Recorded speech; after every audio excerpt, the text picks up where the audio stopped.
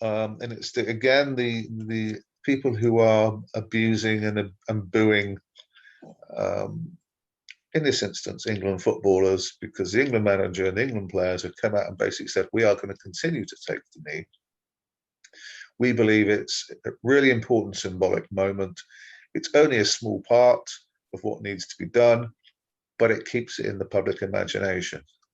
And of course, you've then got all these other people, including, again, right-wing politicians who say, it's a waste of time. It's politicizing sport. We shouldn't have any place for politics and sport.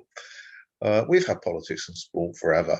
So them saying this, I don't know who they're actually trying to appeal to, but they seem to have an understanding of a particular demographic who might be like a goldfish goes around the tank and's forgotten everything that happened 30 seconds ago. Well, right-wing politicians love to say keep politics out of sport until they choose to defend someone that's posted racist tweets. Of course, you're absolutely spot on, Tom. Spot on, Tom. Absolutely, and the hypocrisy, is crushing in terms of the weight upon many of our shoulders. So, what's your take on it, and in terms of this whole take the knee? I mean, in the moment we're going to listen to an extended clip from James O'Brien on LBC, where he takes on somebody who admitted to going to the Romania game last Sunday afternoon and booing, and it's brilliant how he takes this guy's comments apart. But what's your take, Tom? Well, my take is that the booing disgusts me. I find it utterly abhorrent. It makes me ashamed to be British, to be booing our England football players. Or anyone who takes the knee to say, I believe in equality and I challenge racism, I stand up against racism. Everyone in the country should do that. I mentioned earlier, our forebearers did that in fighting against Nazism in the Second World War, an extreme example of standing up to the most disgusting, genocidal form of racism our civilization has ever known.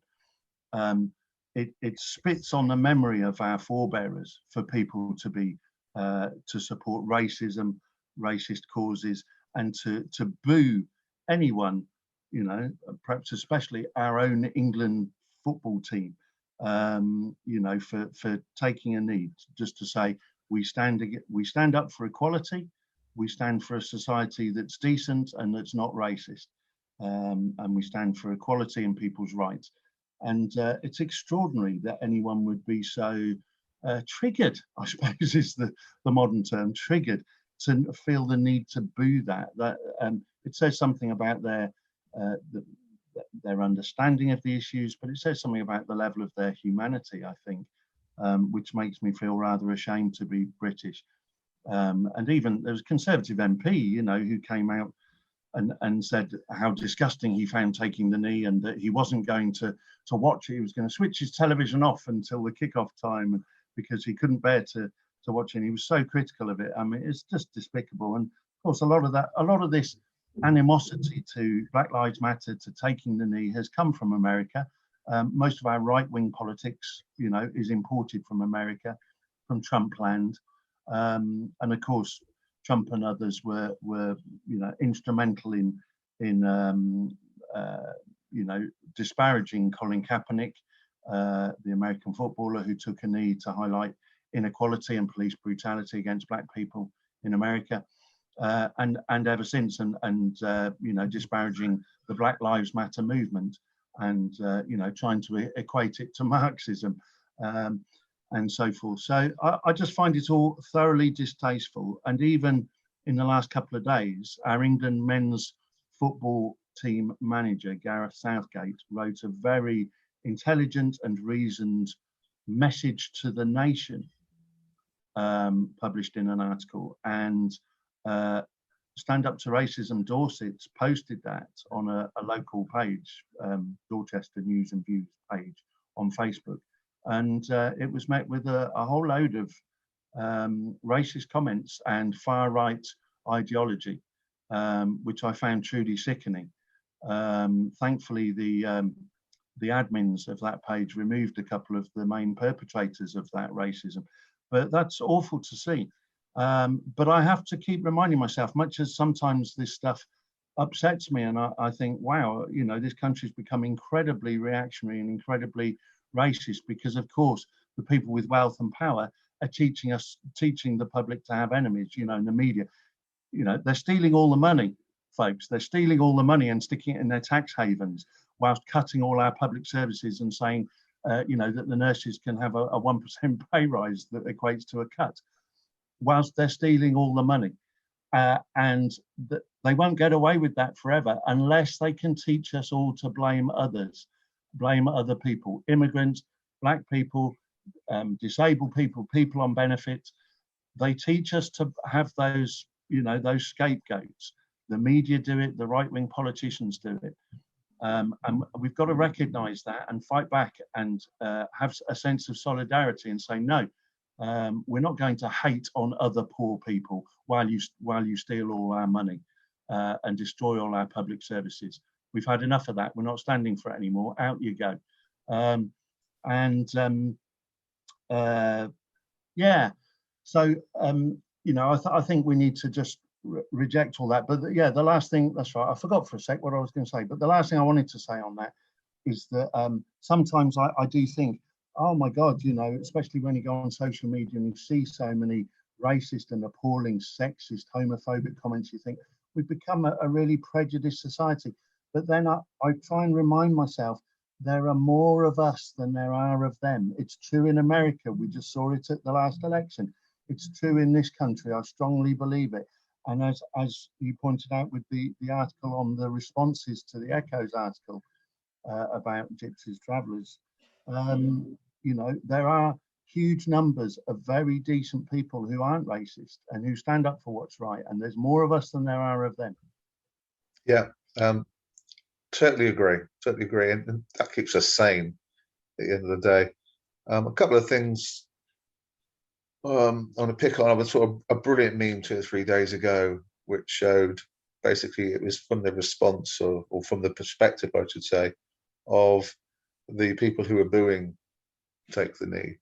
And you had on one side of the image, you had somebody who was standing up against racism for the benefit of, you know, all these black people who've been treated hideously and heinously over centuries.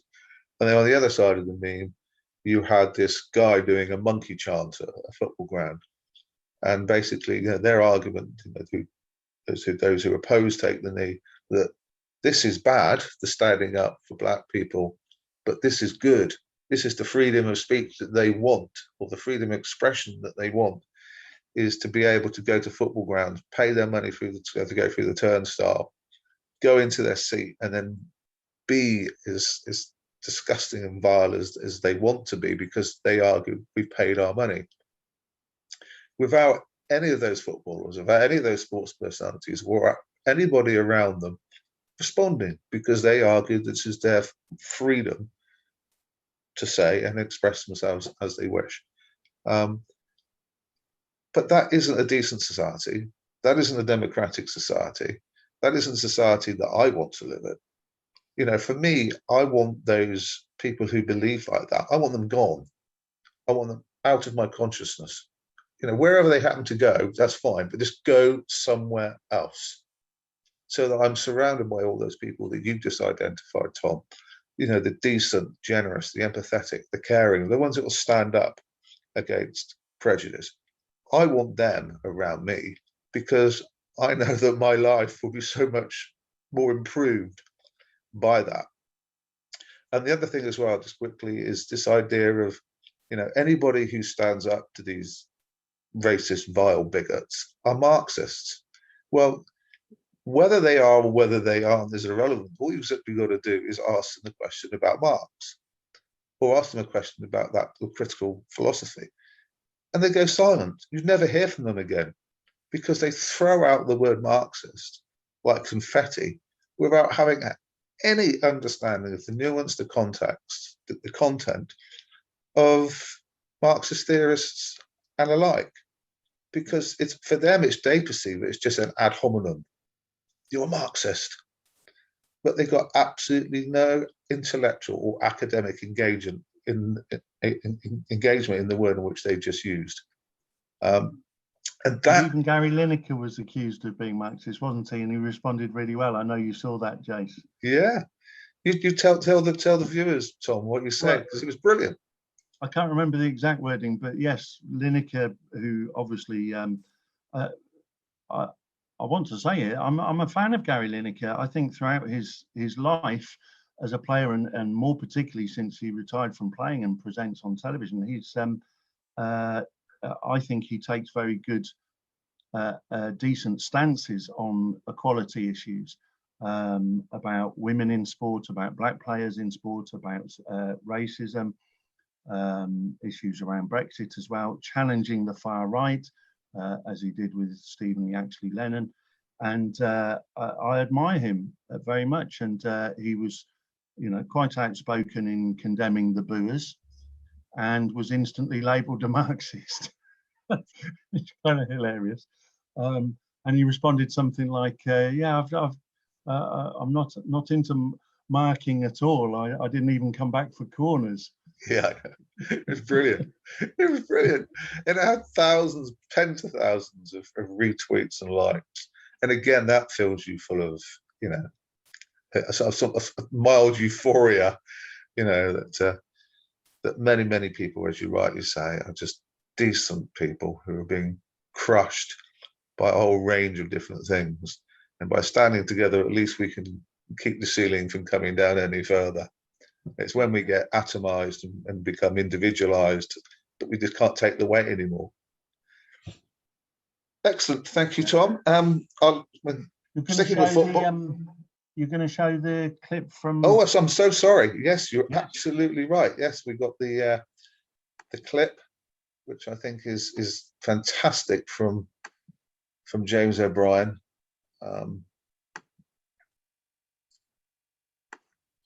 Yeah, so this is Tom, who works in the city, who rang up, and I'm not sure whether he's regretting it. He probably should be. He rang up James O'Brien the other day about having gone to the Romanian game and about having booed, and this was how it played out. Tom is in Hampstead. Tom, what would you like to say? Good morning. I was actually at the Riverside yesterday, and I booed the knee. Okay. Why do you think the players are doing it? I know the reasons that they've said that they're doing it. So you booed that then? No. So you booed the reasons that they haven't said? My undertone is that when I hear the word Black Lives Matter, I think of burning buildings in America, attacking the police, and violent protests. Yes. So I'm not... Have you tried not to? Sorry? Have you tried not to think that? Have you tried to think about the words and what they actually mean? One of my aunties actually was killed during a Black Lives Matter protest last year. And that's appalling, but have you tried thinking about what the words actually mean? I understand what they mean, and I agree with what do they mean? And well, they're saying that Black Lives Matter also matter. Black lives also matter. I understand that. So why are you booing it? Because of what I've just said about what I think about when I think of those words. Now, if I walk into a room and you're kneeling, I don't get to tell you why you're kneeling or what you're showing support for. I get only to ask you. So we've asked the footballers why they're doing it, and they've told us, Tom. Which I respect. And well, you don't respect. The polar opposite of respecting it, mate, is booing it. I'm afraid it couldn't be a bigger U-turn or a more violent opposition to respect than the idea of booing something. So you don't respect it. You completely and categorically disrespect it. So let's just make sure we're using words accurately. Absolutely. But it's, I think if you make a bold statement rather than just taking the knee every week, actually, I think I would respect it more. But it's just a complete, politically correct statement done. But again, you're telling them why they're doing it, and they're giving you a very different answer to that question. So what do you think qualifies you to say, oh, I know that's why you say you're doing it, but I know better? Well, again, that's your opinion. For me... No, you boo them. They've told you why they're doing it, and you're booing them for completely different reasons. But then that's my opinion. Your opinion is that you know better than them as to why they're kneeling. You claiming it was my opinion a minute ago. I've read what they said about why they're kneeling. I've been going to England games for 10 years, home and away. I'm going next week to Croatia at home. I'll be at all the Euro games, and I'm also going to Qatar next summer. What do you think what impact do you think it has on the players when they get booed by their own fans before the game starts? Do you think it might G them up a bit? Honestly, I think that part's bad. And I'm one of the people that do it. I think it's bad because England are going into a major tournament, and we're basically the biggest story at the moment is the fact that there's a divide between the fans and the players. Well, some fans, mate. I think you got drowned out by the majority. Just a small proportion of fans who many people think are racist, but I presume you reject that description. I'm absolutely outright not racist, but But you boo the Black Lives Matter kneeling. I blew the But you're definitely not racist. Yeah. Sorry? What do you think the word support means? Support what? In what context? Any context you want. Getting behind, isn't it? Encouraging. Yeah. So you're there to actually make them play worse, are you? Well, no. I spent probably our best part of 60,000 over the last 10 years following in home. I was in Russia 2 years ago. Yes, but we're talking about yesterday. I mean, by booing the players, do you think you are more likely to make them perform better or worse? I think it's a very touchy subject. That's not got. Really not. You can ask me the same question if you want. If you boo me, or put yourself in that situation. What do you do for a living, Tom? What's that, sorry? What do you do for a living? I work in the city. Okay, so if I came into your office and started booing you and disrespecting you, and you say to me, "Why are you doing that?" I'm just trying to do my job. I said to you, "Hang on a minute, Tom. I know what you're really up to. You're not doing that." And do you think you would perform better or worse at work? Hang on, I'm not disrespecting or. Yes, you are. You're booing them. We've already established that. So. Would you be more likely to make them play better or worse by booing them? It's not a trick question. I'm not. When the players come on the pitch, they get a clap, we sing their anthem, stuff like that. And then you boo them. So do you think booing them will make them play better or worse? But it's not about the football why I'm booing them. I don't care. Do you think it will make them play better or worse? I mean, I guess worse. But that's and here you are. Are you going to boo them at the Croatia game? Absolutely. Yeah, cool. You're a massive supporter, you are, aren't you? How big's your flag? Sorry? How big's your flag? I've got a British flag just to, Yeah, I know. I know you have. You don't need to tell me that. I'm just wondering how big it is. I can't remember, sorry. All right. And how hard do you wave it when you're booing the England players? I don't wave a flag. Oh, call yourself a football fan? I know. Unbelievable, isn't Mate, do me a favour. Seriously, keep your thoughts. That's fine. If you want to believe that you know better as to why these human beings who've told you why they're doing something are really doing it, you've got a better insight. Just don't boo them because we want to win, right? And you've just said yourself that by booing them, you make them play worse. Can't you just keep quiet for a month? Well, the problem is, look at Millwall. Honestly, no, I don't want to look at Millwall. I don't support Millwall. I want England to win. You don't want them to win. Why are you going to the games? Why are you using up a seat that a proper fan could have? Well, it's based on loyalty, and I was imagining... Loyalty to the people that you boo? No, yeah. Okay, here ends today's meeting of the Brains Trust.